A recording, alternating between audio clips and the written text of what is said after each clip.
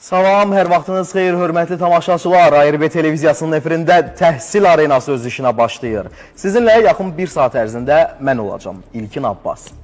Bir xalqı yaşadan, bir xalqı qoruyan təkcə onun əslində sərhədləri deyil. Bir xalqı yaşadan onun dili, onun yaddaşı və bir xalqı yaşadan milli kimliyi və ən əsası o milli kimliyi gələcək nəsillərə ötürə bilmək bacarığıdır.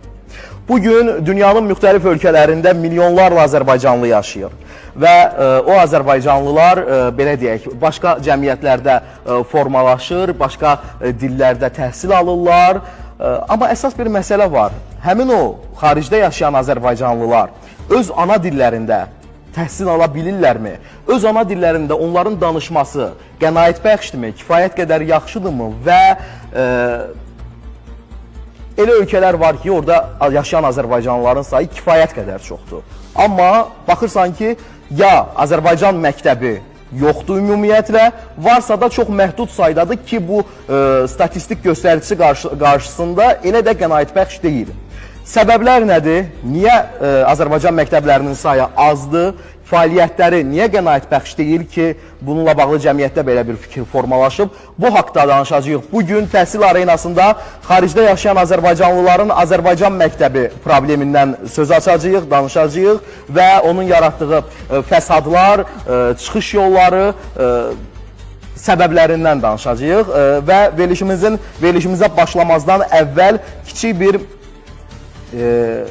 məqama toxunmaq istəyirəm. Hörmətli tamaşaçılar, təhsil cəmiyyətimizin onurğa sütunudur. Bu şüarla çıxdıq yola və burada, bu arenada, təhsil arenasında sizi maraqlandıran bütün suallara, bağça təhsilindən tutmuş, müəllimlərin işə qəbul imtahanlarına qədər bütün mövzularla bağlı, bax burada suallarınız varsa, aylardır cavab tapa bilmədiyiniz suallarınız varsa, bax elə indicə, telefonu götürürsünüz, 055 343 01 46 elə indi zəng edirsiniz və yaxud mesaj yazırsınız, sualınızı ünvanlayırsınız və biz də o sualınıza tək yox, burada bizimlə birlikdə bərabər olan mütəxəssislərlə, ekspertlərlə, dövlət qurumunun rəsmiləri ilə birlikdə o suallara cavab axtarırıq. Qismən də olsa sizin suallara cavab tapmanıza köməkçi oluruq. Və verilişimizə qonaqlarımızın təqdimatı ilə başlamaq istəyirəm.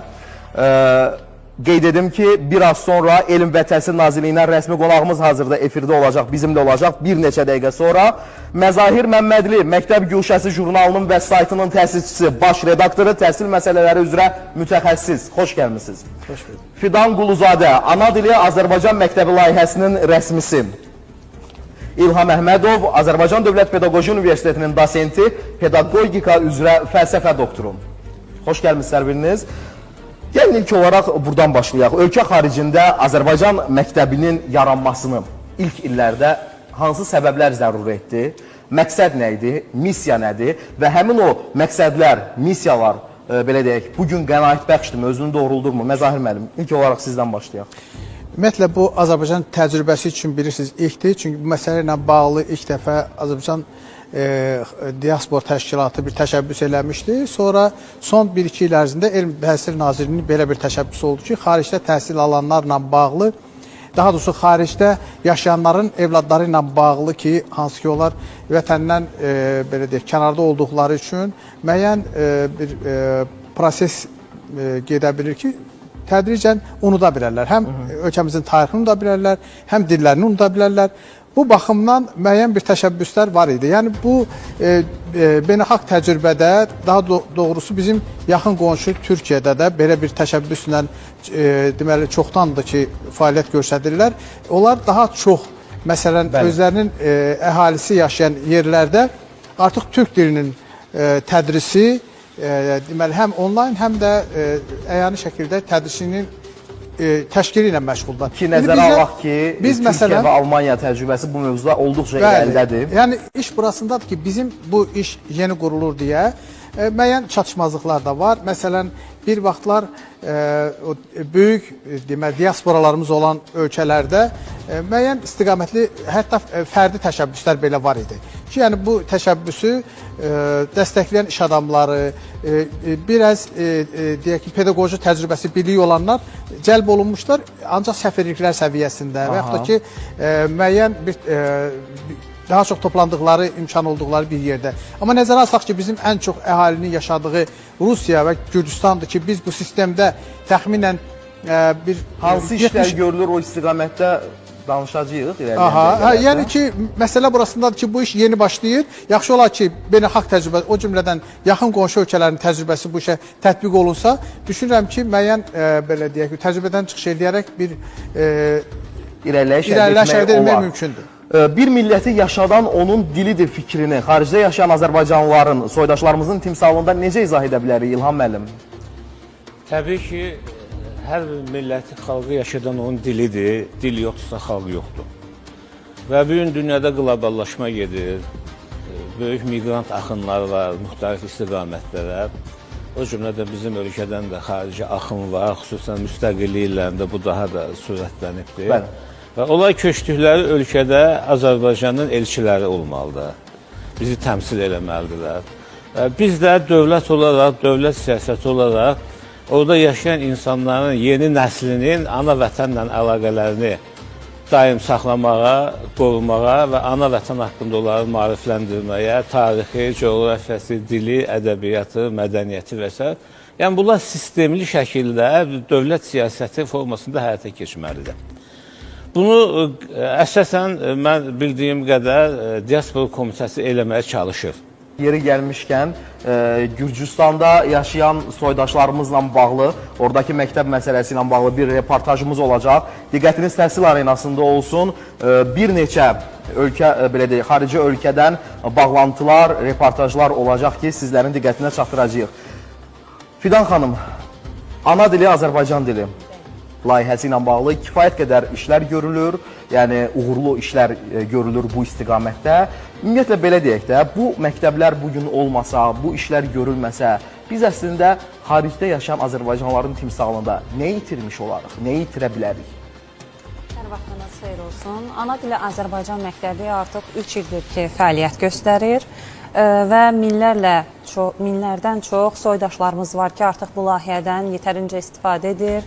3 il ərzində bizim övladlarımız, soydaşlarımız xaricdən uzaqda yaşasalar da bizim həm dilimizi, həm mədəniyyətimizi, həm coğrafiyamızı, adət-ənənələrimizi öyrənir və düşünürəm ki, bu layihənin aktiv şəkildə fəaliyyətdə olmağı dilimizi daha da olmalıdır.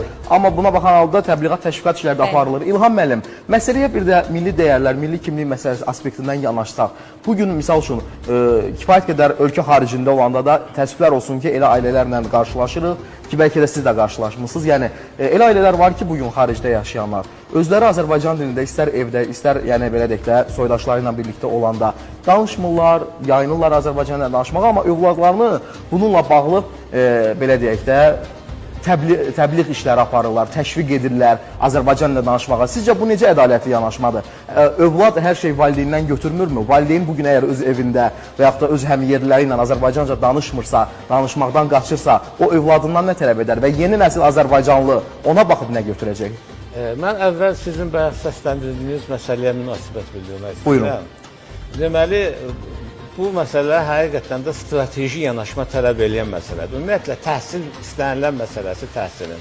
Həm bu qoyulan məsələ qlobal xarakterlidir, yəni bütün dünya Azərbaycanlılarını əhatə etməlidir, tək yaxın region ölkələri yox. Mütləq şəkildə. Bütün qlobal əhəmiyyətli məsələdir. İkincisi, bu bir günlük ya bir həftəlik aksiya deyil, bu uzun müddətli prosesdir və fasiləsiz də daima da davam eləməli bir proses. Biz ona görə də Azərbaycan dilinə bütün dünyada təbliği Azərbaycanlılar arasında, yeni doğulan uşaqların arasında, bunun üçün normal təhsil alma imkanlarını öz regionlarında yaşayaraq Azərbaycanda. Və bunların da yolu, bax, biz bayaqdan müzakirə elədiklərimiz dünənin texnologiyaları idi. Biz köhnə təhsil texnologiyalarını, bugünün problemlərini həll edə bilmərik. Biz sabahın texnologiyalarını həll eləmək. Bugün süni intellekt əsaslı öyrənmə sistemləri var. Məsələn, xarici dilləri çox az vaxtda öyrədir süni intellekt sistemi. Ona analoji Azərbaycan dilini öyrədən süni intellekt əsaslı təhsil platforması, təhsil sistemi yaratmalıyıq. Təhsil platforması yaratmalıyıq ki, birincisi deməli, kompakt yaşayan Azərbaycanlılar üçün, məsələn, Gürcüstanda yaşayan Azərbaycanlılar üçün, bir dəfə pərakəndə yaşayan dünyanın bütün ölkələrində yaşayan Azərbaycan. Bu fərqli metodikalar olacaq, fərqli məzmun olacaq. və s. Ona görə də bunlar hamısı elmi yanaşma olmalıdır. O ki, qaldı bayaq deyirsiniz, dəyərlər. Məsələn, mənim yadıma gəlir, 20 il bundan əvvəl biz Bakıda bir konferans keçirdik. Burada bir neçə demək, distant təhsil mərkəzi var idi. Rusiyanın, Türkiyənin, Azərbaycanda proqramları, onların vasitəsilə və Rusiyadan xeyli qonaq gəlmişdi. O cümlədən Rusiyanın Təhsil Nazirliyindən də 2 nəfər orada Rusiya Təhsil Nazirliyində işləyən cavan Azərbaycanlı professor var idi. Mən tanış oldum onunla. Adları yadımda deyil və fərəhləndim. Onlar elə SSR dağılandan sonra ya ondan biraz əvvəl ailələri köçüb oraya, məktəbi orada bitiriblər, təhsil olublar, alim olublar, nazirlikdə. Yəni, o ölkələrdə yüksək elit təbəqəyə aid savadlı, ziyalı, mədəniyyətdə, təhsildə, elmdə olan Azərbaycanlılar var. Amma təəssüf ki, onlar bilmirlər Azərbaycan dilini. Azərbaycanla əlaqələri yoxdur. Onu da Təhsil arenasına baxırsınız. Xaricdə Azərbaycan məktəbləri və ölkə hüdudundan kənarda yaşayan soydaşlarımız bugün Azərbaycan məktəblərinə gedib təhsil ala bilirmi? Vəziyyət nə yerdədir? Qənaətbəxşdirmi? Və bu istiqamətdə hansı işləri görülür? Bu suallar ətrafında mövzumuzu müzakirəyə açıq elan etmişik və növbəti bir qonağımız da var, təqdim etmək istəyirəm. Elm və Təhsil Nazirliyi yanında Azərbaycan Gənc Müəllimlər Assosiasiyasının sədri Pərvinə Qədimova. Xoş gəlmisiniz. Bayaqdan kifayət qədər maraqlı fikirlər səsləndirilir, fərqli, belə deyək, yanaşmalar var mövzuya. Ümumiyyətlə, biz xaricdəki Azərbaycan məktəblərinə sadəcə təhsil məsələsi kimi yanaşa bilərik, yoxsa bu həm də bir milli kimlik məsələsidir? Bir qisminə müzakirələrini dinləyə bildim, qoşulmaq istəyirəm həmin o müzakirələrə. Qeyd eləmək istəyirəm ki, bu təkcə xaricdə yaşayan Azərbaycanlıların maarifləndirilməsi, onun Azərbaycan dilini öyrədilməsi məsələsi deyil, eyni zamanda ideoloji bir məsələdir. Və bu ideoloji məsələni hal-hazırda biz bir layihə üzərindən icra edirik. Yəni, bu layihə Ana Dili Azərbaycan Məktəbi layihəsidir. Artıq layihə haqqında kifayət qədər məlumat verilib, amma qeyd olunan fikirlərə qulaq asdım, bəli, bu çox az bir saydır hal-hazırki məqam üçün və biz bunu necə genişləndirməliyik, necə genişləndirə bilərik, daha çox şəxs üçün necə əlçatan ola bilərik, gələcək planlarımızı məhz bunun üzərində qurmalıyıq. Çünki xaricdə yaşayan Azərbaycanlılar üçün hər şeyin əlçatan olması çox vacibdir və bunu, ola bilər bizim layihəni bir qrup insan eşidir, bir qrup insan eşitmir və onlar çox dar kütlə belə deyim də, dar kütlə içərisində bunu məlumatı əldə edə bilirlər.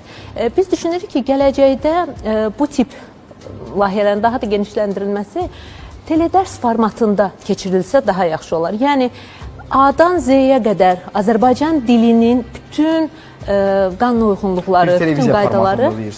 Bəli, televiziya formatında. Amma az əvvəl İlham müəllim səsləndirdi ki, artıq bu və digər səsləndirilən fikirlər artıq bir köhnə üsul kimi qəbul olunur. Yəni, biz artıq yeniliklərdən danışmalıyıq, biz sənaye dövrünə baxmamalıyıq. Az əvvəl İlham müəllimin fikirləri idi bunlar. Siz isə məsələyə fərqli aspektdən yanaşırsınız və bir məqam da vurğulayaq ki, yəni İlham müəllimin digər tərəflərin vurğuladığı fikirlər var idi ki, çox məhdud saydadır, 200 nəfərin olması elə belə tam da geniş göstərici deyil. Amma siz fərqli olaraq deyirsiniz ki, ən azından bir iş görülür.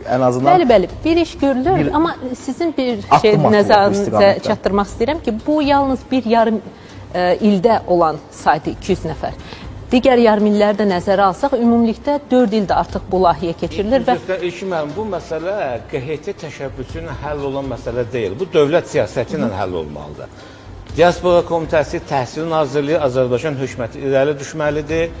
Bu məsələləri formalaşdırmalıdır. Azərbaycan dilinin həm dünyada təbliği, həm dünyada yaşayan Azərbaycanlıların intellektual inkişafı, insan kapital inkişafı, onların hətta məşğulluğuna da bu təsir eləyir.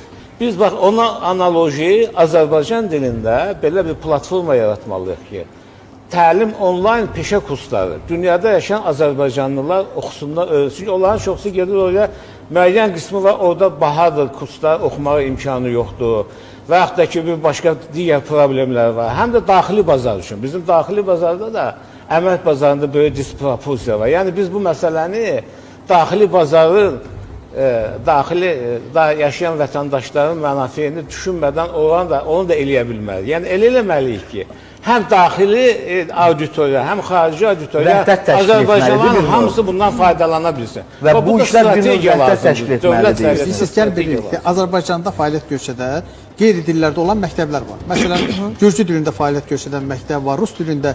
Söhbət burada ondan gedir ki, biz Azərbaycan dövlət olaraq onları tam belə deyək, keyfiyyətli vəsaitlərlə təmin edirik. Dərsliklərlə, digər vəsaitlərlə.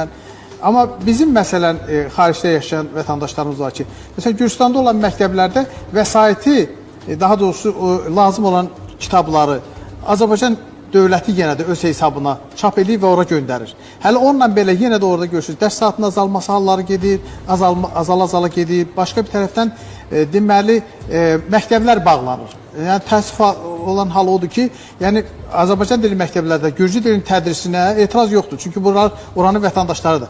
Amma faktiki olaraq bu gün həm də Azərbaycan dili məktəbləri sürətlə bağlanılır və dərs saatları azaldılır. Məzərin müəllim, onun da günahı səhvi bizdədir. Niyə bağlanılır? Mən bu məsələləri 2017-ci, 18-ci ildə dərindən araşdırmışam. Gürcüstanda bir təşkilat var, Gürcüstan Azərbaycanlılar Konqresi, qeyri-hökumət təşkilatıdır.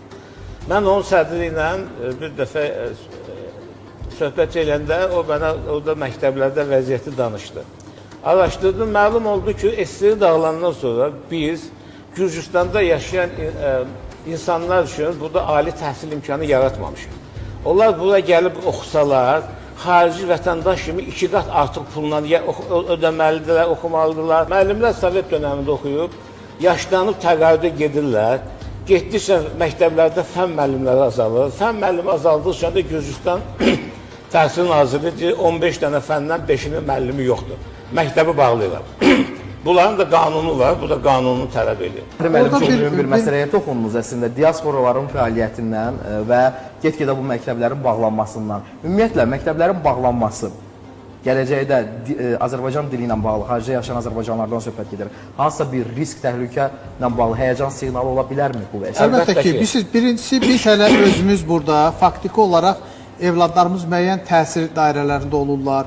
Planşetlər, kompüterlər, smart telefonlar onları artıq başqa dünyaya çəkir. Yəni valideynlərin çoxsu təsir edə bilmir. Siz indi baxın, başqa bir ölkənin deyək ki, ərazisində yaşayır, o tərbiyə mühiti, orada aldığı tədris, əlbəttə ki, bunu Azərbaycan mədəniyyətindən, Azərbaycan tarixindən, Azərbaycan ümumiyyətlə dilindən uzaqlaşdıra bilər. Ona görə də bu məsələ İlham bəy düz qeyd elədi ki, burada həm də dövlət siyasəti bir mühüm rol oynamalıdır. Yəni qeyri-hökumət təşkilatları səviyyəsində baxırsınız, görürsünüz, ən azı 200 ailəni cəlb eləmək bir müəyyən başlanğıcdır. Amma bunu daha geniş qurmaq, o sistemi biraz da artırmaq üçün əlbəttə ki, geniş belə dəstəyə ehtiyac var. Platformaya ehtiyac var. Bu məsələ Platformaya ehtiyac var, əslində ehtiyac olan bir çox nüanslar var. Məsələn belə deyək, indi az əvvəl səsləndi. Məsələn belə bir təşəbbüs ki, televiziyalar buna xüsusi bir vaxt həsr eləsələr, artıq hər bir şəxs biləcək ki, məsələn biz bir vaxtlar şənbə günləri planlaşdırırdıq ki, hər istirahət günündə heç olmasa bir neçə saat o ailələr Azərbaycan dilindən bir tədrislə cəlb olunsunlar. Amma bu kifayət eləmir. Çünki siz dil elə bir şeydir ki, heç olmasa o mütəmadi cəlb olunmalıdır, ünsiyyət qurulmalıdır. Bunun üçün televiziya proqramları olsa, əlbəttə ki, bu müəyyən effekt verə bilər. Çünki şəxs artıq yəni cəmiyyət olaraq hər birimizin üzərinə müəyyən qədər əlbəttə ki, bu həm cəmiyyət olaraq üzərimizə yük düşür, həm böyük medianın üzərinə yük düşür bu məsələ ilə bağlı, xüsusilə televiziyaların. Ki, yəni xüsusi bir vaxt ayırsalar, burada təhsil ekosistemi yaradılmalıdır. Yəni bu primitiv üsullarla həll oluna bilməz və bu başqa ölkələrdə belə problemlər vaxtilə olubdur. 15 il bundan əvvəl Baltikyanı ölkələrdə Rus məktəbləri bağlandı. Onlar tələb qoydu ki, ancaq biz dövlət büdcəsindən öz milli dilimizdə Eston, Litva, Latış dillərində olan məktəbləri maliyyələşdirəcəyik və orada yaşayan rus dilli əhali, ruslar və qeyri-millətlər uşaqlarını məktəbə verə bilmədi və bununla əlaqəli böyük beynəlxalq bir gərginlik yarandı Rusiyanın Baltikyanı ölkələr arasında. Onda Rusiyada nə edilər? Rusiyanın meri o vaxtlar Yuri Lushkov adında bir meri vardı Moskvanın. O deməli Moskva meriyasının büdcəsi hesabına Rus dilli distant təhsil yaratdı az vaxtda və şərait yaratdı, deməli 100 mindən artıq şagird Baltika Respublikalarında distant oxudular bütün sinifləri və onlara Moskva deməli məktəblərinin atestatı verildi. Bəli. Və onlara da səlahiyyət verildi ki, Moskvanın və Rusiyanın istənilən universitetinə imtahansız gəlib qəbul olunsunlar və s. Yəni dediyim odur ki, bu dövlət səviyyəsində həll olmalıdır. QHT ilə, televizor verilişi ilə, Anladım. Yəni sayt məqaləsi ilə bu köklü məsələ həll. Əslində dövlətimizə dəstək olmalıyıq. Hər kəs öz sayəsində müəyyən Məsələ qalsın. Təşəbbüs var idi. təşəbbüs var artıq bu hansı yerdədirsə istiqamətdə. onu Bu indi işlə mən bilmirəm. məşğul olmuşam, xüsusi maraqlanmışam, icazə verin mən fikrimi bildirim. Deməli, müəllimləri onlar öz yerli qanunvericiliyi ilə öz vətəndaşların arasından seçirlər. Bizim öyle aidiyyətimiz yoxdur. Saat məsələsi də onların özünün tədris planları var, ona uyğundur. Bu da öz yerində. Sistemdə olduğumuz ölkələrdən deyir, umman yerdən küçələrdə. Məsələn, biz Rusiya ilə, Gürcüstanla bir sistemdə olmuşuq və bizim qarşılıqlı ənənələrimiz var. Bizdə Gürcü məktəbləri, onlarda Azərbaycan məktəbləri. Biz məsələn İranla bağlı iddia eləmirik ki, məsələn, orada sistem bir başqa olub. Amma biz faktiki olaraq bazası olan, yəni fəaliyyətdə olan məktəblərdən danışırıq ki, faktiki olaraq Gürcüstanda olan Azərbaycan dilli məktəblərin proqramında dəyişiklik var. Yəni bu proqramdakı dəyişikliyi mən İlham müəllimlə o məqamda razı deyirəm ki, orada məsələn proqram təsdiq olunduğu qayda ilə getsəydi, Azərbaycan dilində tədris aşağı düşməzdi. Məsələn, o zaman Azərbaycan dili xanımın da qeyd elədiyi kimi müəllimin ki, 7 saat tədris olunurdursa, bu hansı qanunvericiliyin tələbinə, hansı formata uyğunlaşdırıldı ki, birdən-birə həftəyə 5 saat azaldıldı. Aydındır. Bu haqda İlham müəllim də kifayət qədər mühüm fikirlər söylədi. Bəs diasporalarla bağlı vəziyyət necədir? Qənaətbəxşdirmi? Yəni bilirsiniz, Azərbaycan diasporası xaricdə Türkiyə diasporası ilə birgə fəaliyyət göstərir. Gəlin müqayisə əsaslandırma, yəni konkret olaraq Azərbaycan diasporasından danışaq. Çox az, yəni cəlb olunan diplomatik korpusun ailə üzvləri var ki, məsələn, onlar artıq iş adamları var. Məsələn, deyək ki, Rusiyada çox saylı bizim iş adamları yaşayırlar ki, onların evladları artıq Azərbaycana qaydanda nə Azərbaycanda danışıq biləcəklər, nə də ki... Qayıtmayacaqlar, buradakılar hələ gedir. Yəni, söhbət ondan gedir ki, bu böyük diasporalarla vətəndaş cəmiyyətinin nümayəndələrinin də hesabına da bu problemi qismən də olsa aradan qaldırmağa təşəbbüs etmək olar.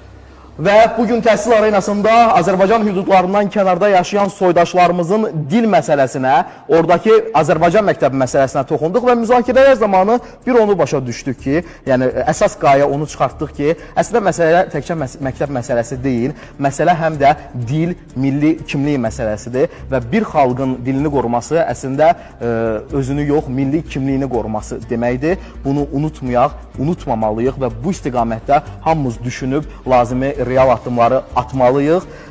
Ümid edək ki, yaxın illərdə vəziyyət olduqca qənaətbəxş olacaq. Təşəkkür edirik hər birinizə. Təhsil arenasına baxırdınız. Sabah eyni saatda, eyni məkanda görüşmək ümidi ilə sağ olun, salamat qalın.